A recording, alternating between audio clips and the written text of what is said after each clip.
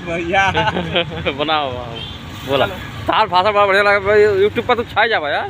BS मैं Anil Kumar, Indian captain राजा नारायण योगी 50 केंद्र बिंदु 87 स्तंभ, भारत के संपूर्ण राजनीतिक के मार्गदर्शिता की उपयुक्तता को सिद्ध करते हुए राष्ट्र के संपूर्ण पैमाने की गहराई को अच्छी तरह से जानता हूँ। देश के राजनीति में एक उपयुक्त शीर्षांकन नेतृत्व का भूमिका अदा करने वाले सरजू पांडे कम्युनिस्ट पार्टी के नेतृत्व की भूमिका की सारी देखरेख का रूपरेखा और पीएम लेवल की उसकी सारी रूप को मार्गदर्शिता देने वाले श्री नरसिंह प्रसाद का मैं पुत्र राजा नारायण हूँ। भारत की राजनीति की विशेषता ये रही है कि हजारों वर्षों की गुलामी में चिंतड़ित रही है और देश में आज हमारी अर्थव्यवस्था और देश की विकास की जो रूपरेखा चली है उस रूपरेखा में हमने अपने जीवन को तलाशने का कार्य किया है। आज भी हमारे 140 करोड़ की जनता अपने रोजी रोटी के लिए दिनचर्या के संपूर्णता को निर्वाह करके वह लोकतंत्र के सामने भीख नहीं मांगती है,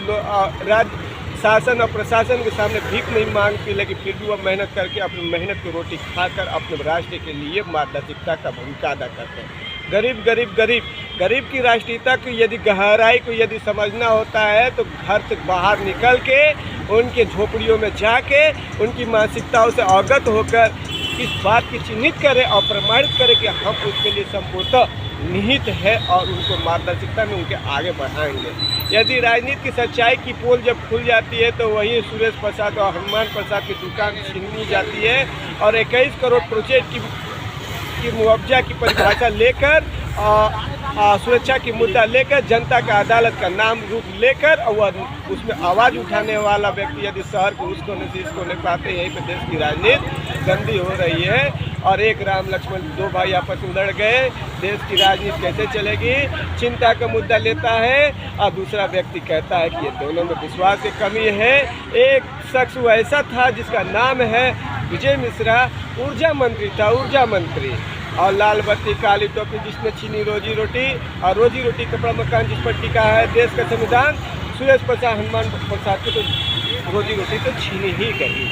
इस तरह से हम इस बात के लिए चिंतित हैं कि देश की राजनीति क्या हमारे प्रति सर्वोपरि उपयुक्त श्रेष्ठ निगाहों से देखती है कि क्षुद्र निगाहों से। यदि क्षुद्र निगाहों से देखती है तो वो प्रमाणित करें कि राजनीति गंदा नहीं है, श्रेष्ठ है।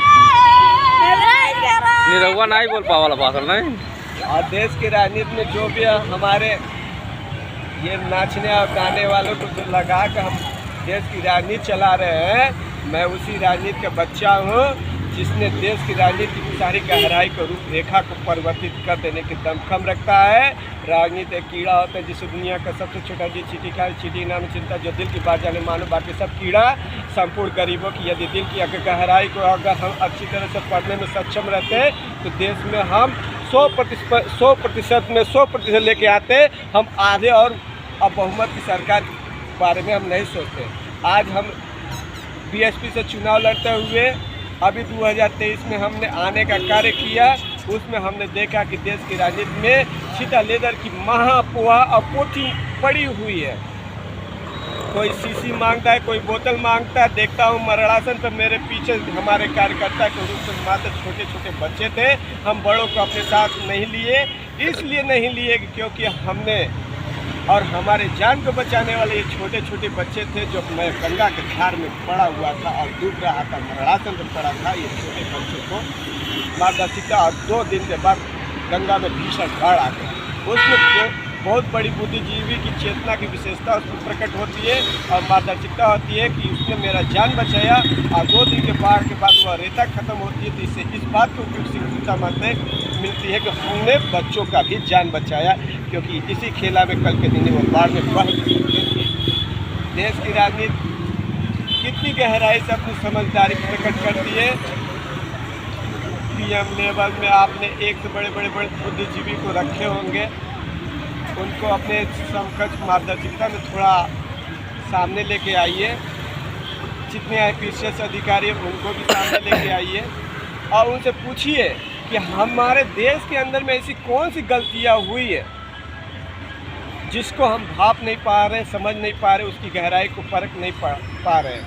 आज हमारे देश के अंदर में यदि अमेरिका या रूस या कोई भी अंतर्राष्ट्रीय देश के कोई शासकता यदि किसी विशेषता की गहराई के निकट पहुंचने में कामयाब होता है तो उसकी बगल में खड़ा होकर उसका मदद करने वाला ताकत बनकर उसकी समस्या का समाधान करता है। लेकिन यहाँ पे सबको अपनी पड़ी है कि इस बात की राजनीति हम की पोहा पोती की पाठ पढ़ाते हैं। आप खुद में देखिए कि आपके अंदर कमियां क्या है। हमारी जनता में यदि 140 करोड़ की जनता में यदि कोई कमियां निकाल देने की दमखम रखता है तो आ जाओ मेरे सामने। ये नरसिंह का बच्चा अनिल सिंह पसारी, लक्ष्मी शाह का पोता और बलदेव शाह हमारे जो एक समय के सबसे बड़े डकैत थे 50 टुकड़ियों पर चलते थे और जिस क्षेत्र में जाते थे तो 100 से 200 किलोमीटर में सन्नाटा छा जाता था। सबके अंदर में डर पैदा हो जाती थी। हमारे अंदर उस तरह की भावना नहीं थी, त्याग की भावना थी। मेरे बाबा लक्ष्मी शाह ने 1000 बीघा त्यागा, पिता ने अपनी गद्दी पूरी त्याग दी करोड़ों की, और हमने अपनी गद्दी त्याग दिया और देश को सिद्धांतिक मोल पे आने का निर्देश देता हो कि हम डकैत भी होते हैं तो अपने दिल के अंदर सभी दर्द और पीड़ा की गहराई को समझते हैं, न कि पुलिस वाला ये कहता है कि मेरा खाकी, तुम मेरे खाकी पे हाथ उठा दिया खून पी जाऊंगा। ये खाकी की परिभाषा अंग्रेजों को पढ़ाना, मुगलों को पढ़ाना। ये खाकी की परिभाषा जो बच्चा अपने मट्टी से प्रेम करता है, अपने माँ की मट्टी से, उसे लगाकर माँ घंटों घंटों गंग के पानी में स्नान करता है, और तुम खाकी और माटी की परिभाषा हमें पढ़ाओगे। ओरिजिनल माटी की गहराई जानने वाले बंदे के सामने दुनिया की न मुगली और न अंग्रेजों के किसी की विशेषता नहीं चलेगी। राजा नारायण जय हो।